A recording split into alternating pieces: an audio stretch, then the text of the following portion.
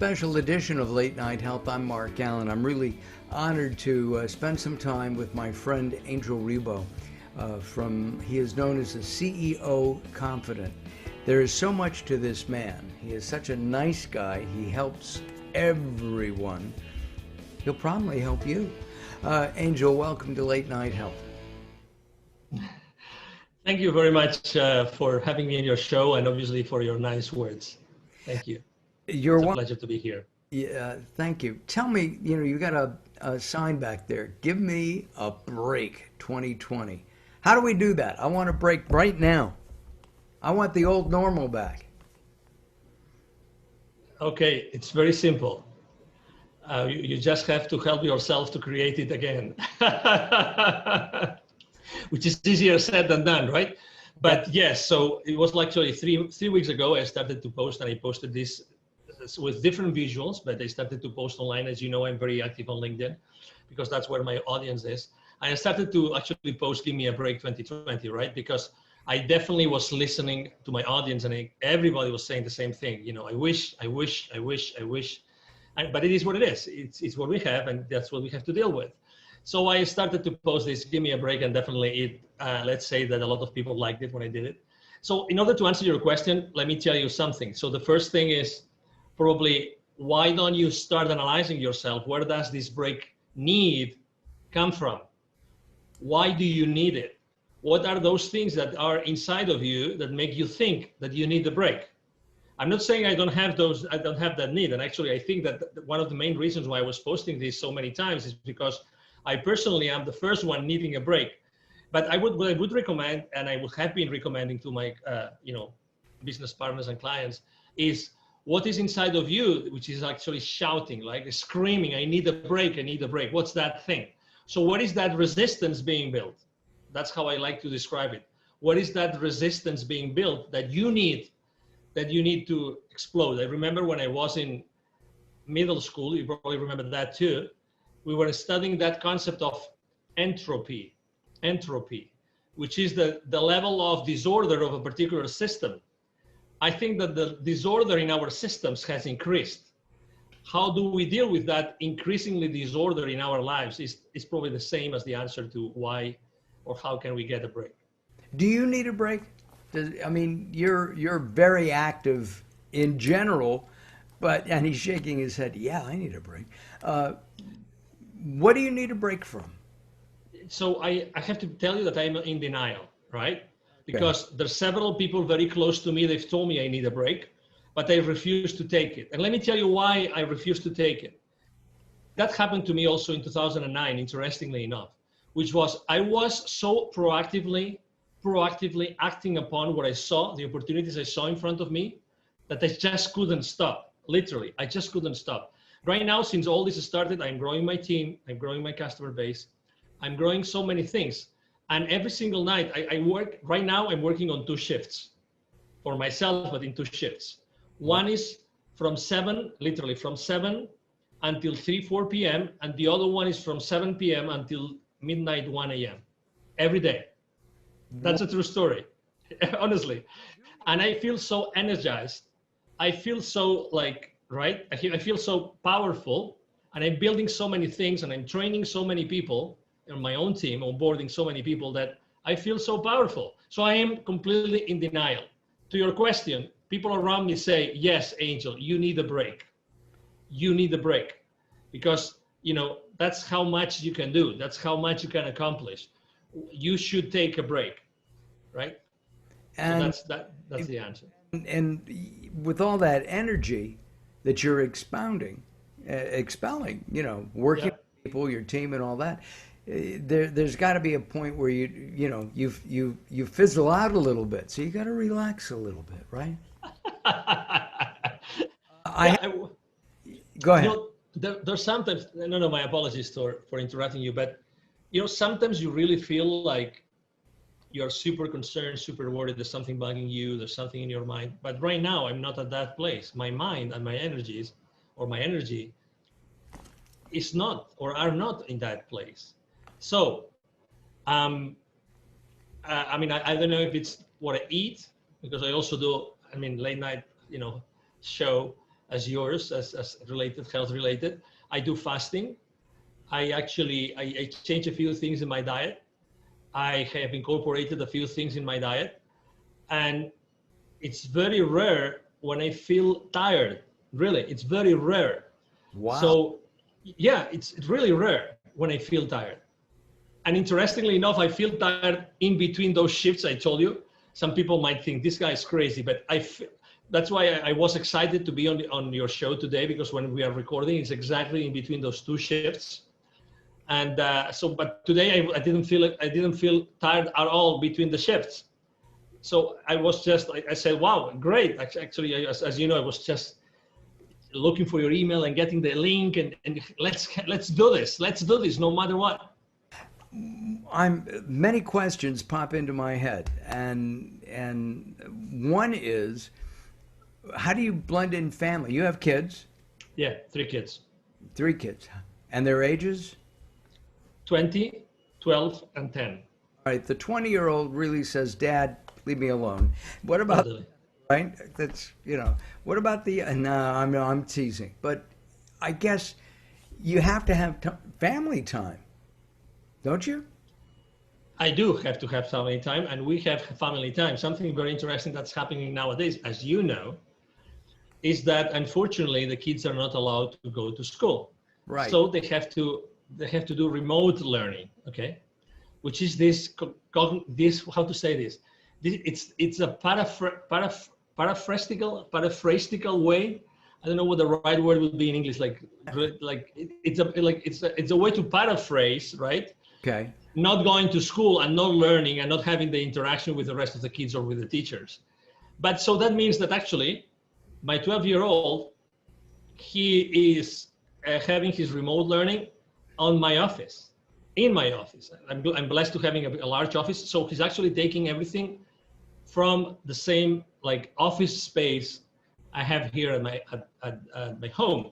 So actually we're becoming much more close thanks to this remote learning that they are supposed to get from their school, And the same with my daughter. The same that my daughter doesn't share because she's more like, girls are more girls and want to be more with girls, and they have these things and they like, discussing the little chit chat among girls. She's not sharing a space with me, but obviously she spends a lot of time at home. So we see each other much more than before. In between shifts, we try to go have, dinner outside. We try to have some time together outside. And over the weekends, obviously, we spend a lot of time together. Again, we have really decreased the amount of activities we do outdoors for obvious reasons. Right. Are you afraid that your kids, as they grow up, and they're spread out over, a couple of years there, from your 20-year-old down to your 12-year-old, that they're going to miss some kind of relationship? Look, kids, at 12 years old, your daughter goes to school, she hugs her best friend. Next week, she's got a new best friend, and she hugs that one. There's a tactile thing. When my wife and I, before COVID, would go out, we'd see, millennials sitting at dinner with their cell phone, and they're texting. I always want to know if they're texting each other, 2 feet away. But to me, they're missing stuff. When we go out, when we used to go out, we talk. And it's, even though Zoom and Skype and the other up and coming teleconferencing apps are important, and I live on Zoom, as I know you do, aren't we missing something in that one-to-one approach? Yeah, one thing is that we're missing something. Definitely the answer to your question, I would say from my point of view, is we are missing something. But at the same time, pre-COVID, right? March, the last time that, that the kids were allowed to go to school, right? So up until March, they were very active socially. So, there was nothing missing there. We've been now 5 months without, right? 5 months, or now it's going to be 6 with all this inability to go back to school, to the buildings. So I don't think that these 6 months have actually done, or in the long term, or even in the midterm, are going to do anything wrong to the kids. Because I don't think it's long enough. And actually, to the contrary, I believe that this time at home and realizing what's going on around them has given them the opportunity to think about things that they would have never thought had they stayed on a normal, way of doing things and going to school, and mom goes to work and dad goes to work. So I think that it's a great opportunity that the kids have lived. I guess this depends on every single home, right? But I think that the thoughts and the ideas and the discussions conversations that they have had with us, with the parents at home, I think it's really important. Number two, obviously they have still met with friends. I mean, there's been sleepovers, there's been, kids, they have gone to some other, kids, friends. And so there has been some social interaction. And right now, for instance, in Texas, they are talking about opening back schools. And yeah, I mean, we still have not decided. Yeah. Have you decided if you'd let your kids go back? Yeah, I mean, when they asked us to decide back in June, we said yes. We want them to go full speed to school. But then, I mean, I regret to say this, but if you asked 1,000 people on Earth, if you were an extraterrestrial and you came to Earth and you asked 1,000 people what do they think of COVID, you would probably get 1,000 different responses, right? Yes, absolutely. So it's the exact same thing about going to school.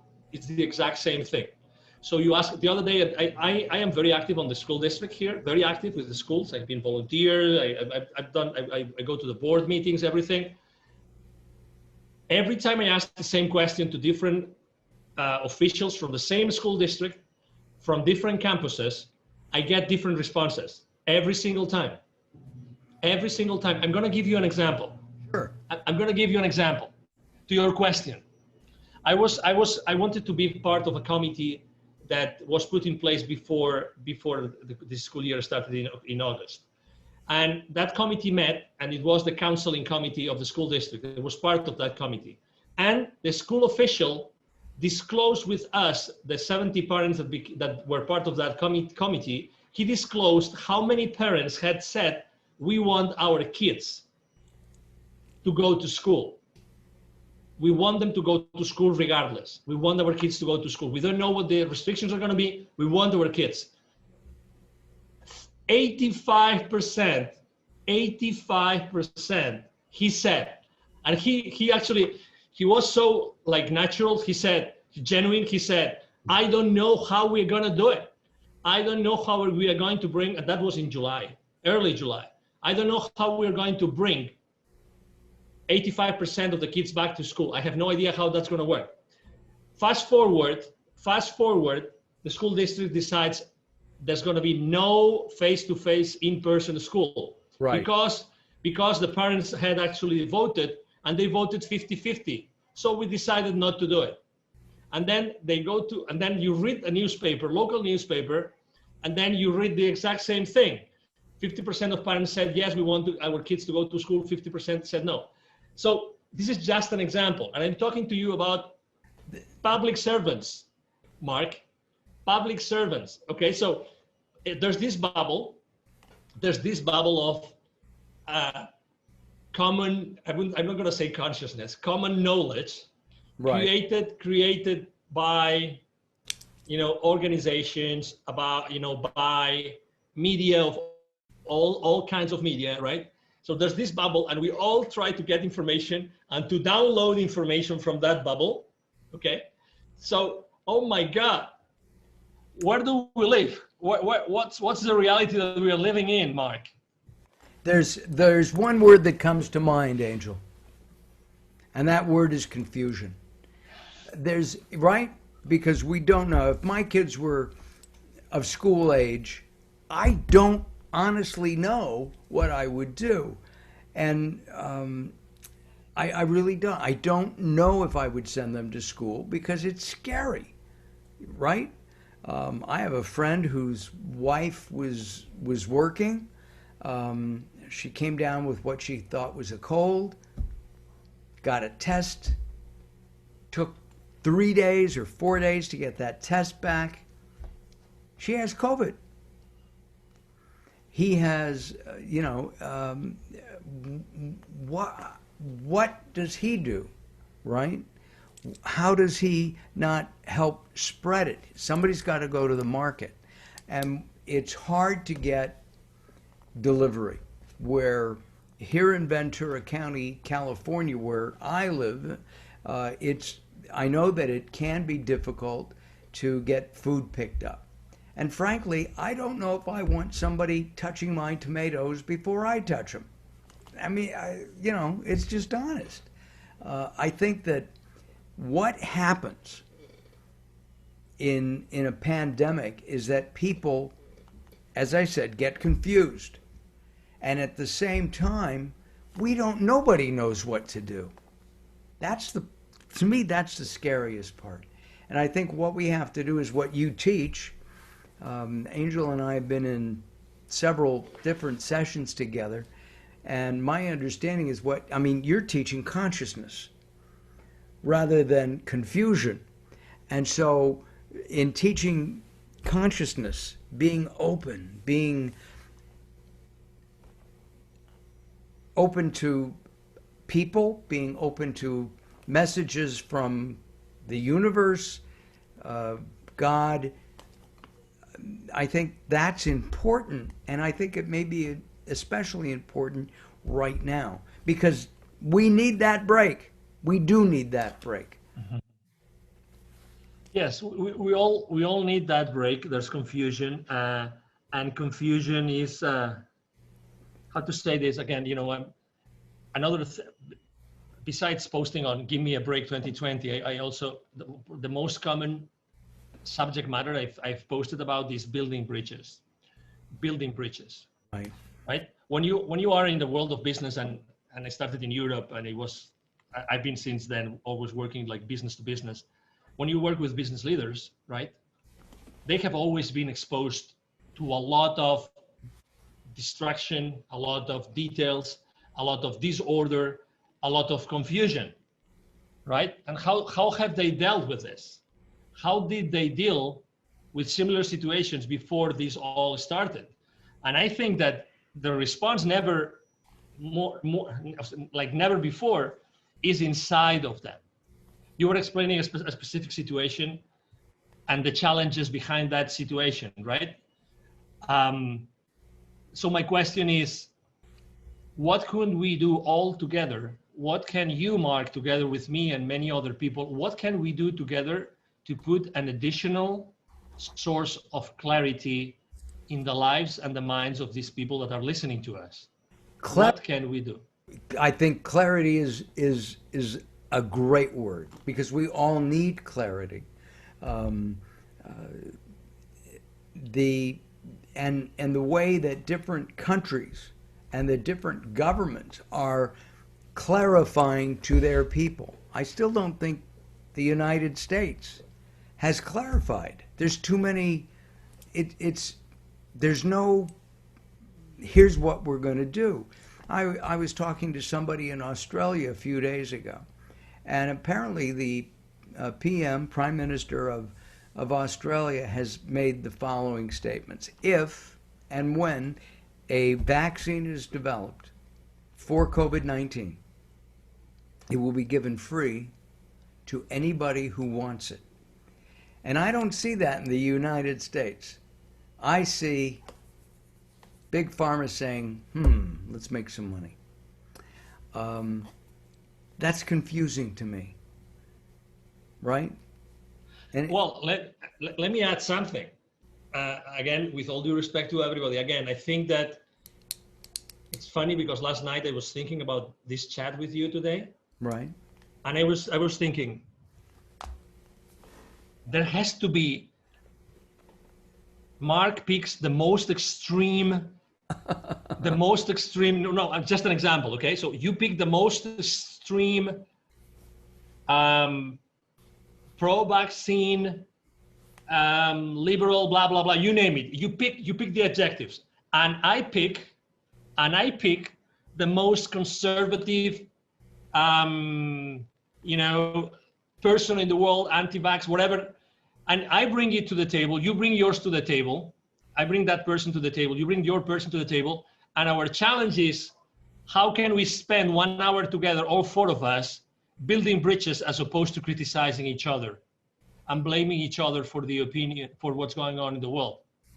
That would be adding clarity to this world. It would. But can you get people to sit down like that?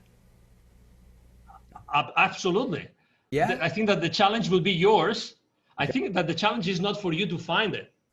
The challenge is, how can you and I be the mediators of that conversation so that we show the world that even at the very opposites, we can still build something together, right, in order to generate clarity as opposed to uncertainty and confusion. Yeah. You know, so that was my thought, really. That's what I was thinking. Our guest from the CEO is the CEO Confidant, not from the CEO Confidant. He works with CEOs all around the world, and he's sharing some insights today on what's going on in our crazy world. Angel and I met through at a workshop, several workshops at the EBC. We were in, were we in Oceanside and Sandy? Yes. Right? Oceanside, yeah. Oceanside and California. And it's been a couple of years. And we keep in touch, and then we lose touch, and now we're in touch again. And Angel recently helped me with my book, Growing Old Sucks, but it doesn't have to, and I really appreciate that. And then 2 years ago, I ran into, I think we were in, you were here in LA, in the LA area, and you introduced me to some people, and they said, if you ever come to Spain, look us up. And we planned a trip, and turns out that we spent the time in Nirja, which is where they live, and it was a great time. I wouldn't have gone into the caves of Nirja, which are phenomenal, had it not been for them. What are you doing now? You've mentioned building bridges. I know that in my business, which is video production and hosting, I've been going out and doing more and more interviews, as many as I can, to enhance my paid videos, because we all need money. So what kind of building bridge techniques have you developed so that people who are used to flying from Dallas, where you are, to Philadelphia to make a sale, they're now doing it through the computer? Mm-hmm. So the first thing I've done is I kind of tweak my strategy of what kind of content I share online. That's the first thing. Okay, so I have been more on the side of, personal, immediate, taking action kind of posts, in which the content is very simple, the ideas are very simple, they're very easy to digest graphically and visually, but they always have a message. And I have to tell you, people consistently, my audience consistently appreciates the fact that I'm not talking about complex things like as I used to do before. I'm now talking about more self-help motivational stuff, much more than business related, which I still do. But I think that people need more than ever, because they spend more time online. They need to hear, they need to listen and to read things more closer to their hearts. That's number one. Number two, and you mentioned it very well, it's funny how the stars align themselves. And, Mark and I had not spoken for a while, but, suddenly 3 or 4 different media like yours have picked up on me about conscious leadership. Totally. And actually that wasn't, I didn't have a branding campaign, positioning campaign like in the background, like pitching media, or no, it just came to me. It just came to me because probably what I was posting and when people see my videos and see my interviews and see my podcasts or see my, content online, they know what I stand for. So, and again, going to the world of business, because as I said before, I work at the business to business environment or arena, going to business, I think that business leaders now need to be conscious like never before. They need to hear different messages. And you, instead of working on their business, are you working with them to better understand themselves so that they can go back and work with their team? Absolutely. Absolutely. And not only that, that's why I say, I totally believe in the alignment of stars. If I told you that the business partners that they have today or clients they have today, most of them are also aligned to this vision of helping businesses more on the culture kind of thing, more on the, hey, let's build something together so that we can live together better, and that's extremely important. So it's funny that like I am attracting, there's this inertia coming behind me, which actually is overtaking me. It's overtaking me. That would be the right word to use, in that direction. So even my own business partners and clients, they are helping me do the same thing from a different perspective, but they're helping me do the same thing. And third, yes, I think that business leaders more than ever, even if they've been in similar situations, even if they had contingency plans, they had plan Bs prepared, they still need personal support. And they want to do it with someone that has been there for a long time, understands business, understands international, this kind of thing. So, to be honest, I consider myself a conduit. I'm blessed to know people like you and to be able to drink from your sources, because your show is just amazing, and Well, thank you. the people that you bring to the table every night is just amazing. Well, So, and we need the sources of wisdom more than ever before, Mark. we do.